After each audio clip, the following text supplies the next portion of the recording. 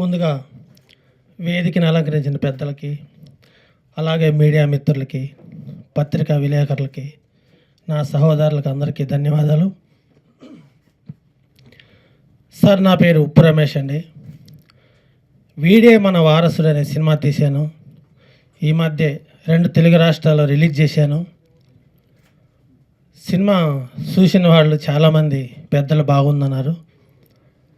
Cinema అంటే చిన్న cinema తీస్తే డబ్బులు రావు అని ఇక్కడ చాలామందికి తెలుసు. తెలిసినప్పటికీ మనము ఏదో సమాజం కోసం మనం ఏదో చేయాలి అనే తపన ప్రతి ఒక్కరిలో ఉంది కాబట్టి సినిమా తీస్తున్నారు. పెద్ద సినిమాలు 1 తీస్తే చిన్న సినిమాలు 50 తీస్తున్నారు.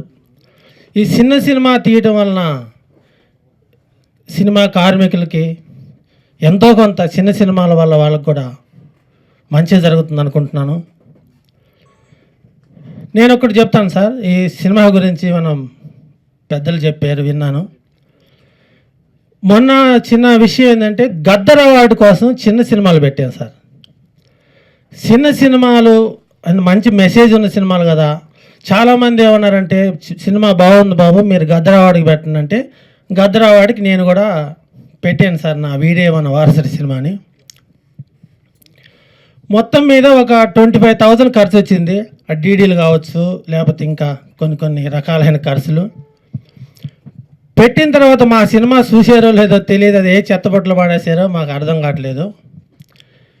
విషయం ఏంటంటే సార్, చిన్న సినిమా ప్రొడ్యూసర్లు ఇంత ఖర్చు పెట్టి సినిమా తీసి ఎఫ్టీసీలో డబ్బులు కట్టి 25,000 ప్రకారం చాలామంది లక్షల వసూలు అయింది చిన్న సినిమాల మీదనే.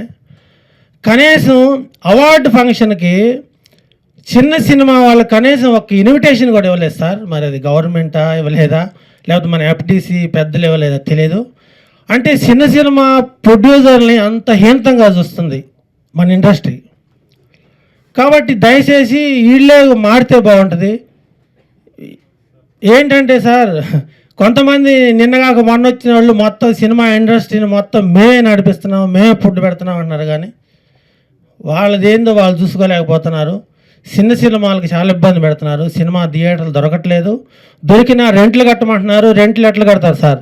రెంట్లు కట్టే సినిమా తీయటమే చాలా పెద్ద కష్టం, సినిమా రిలీజ్ చేయటమే చాలా కష్టం.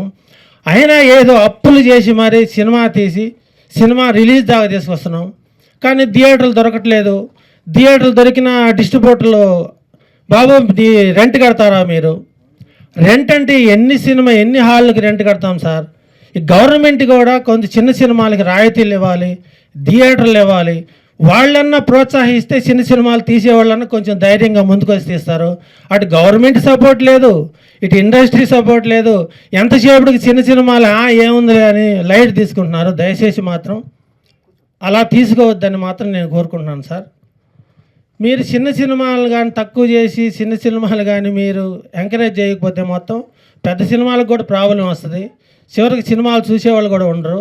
దయచేసి చిన్న సినిమా నిర్మాతలకు సపోర్ట్ చేసి వాళ్ళకి రాయితీలు ఇచ్చి వాళ్ళకి ఏదైనా సబ్సిడీలు ఉంటే ఇచ్చేస్తే బాగుంటుందని నేను మనస్ఫూర్తిగా కోరుకుంటున్నాను సార్. నాకు కూడా చాలా బాధేసింది. ఆ రోజు సినిమా ఏదైతే అవార్డు ఫంక్షన్కి నాకు కూడా కనీసం ఒక ఇన్విటేషన్ కూడా ఇవ్వలేదు. చాలా బాధేసింది. మా దగ్గర 25,000 రూపాయలు డబ్బులు తీసుకొని కనీసం సినిమా చూడటానికి కూడా, ఆ అవార్డు ఫంక్షన్ చూడటానికి కూడా మా చిన్న నిర్మాతలకు అర్హత లేదా అనిపించింది. కాబట్టి ఇంకా మాట్లాడాల్సిన వాళ్ళు చాలామంది ఉన్నారు. దయచేసి మరీ చెప్తున్నాను సార్, చిన్న సినిమాలకు సపోర్ట్ చేయాలని.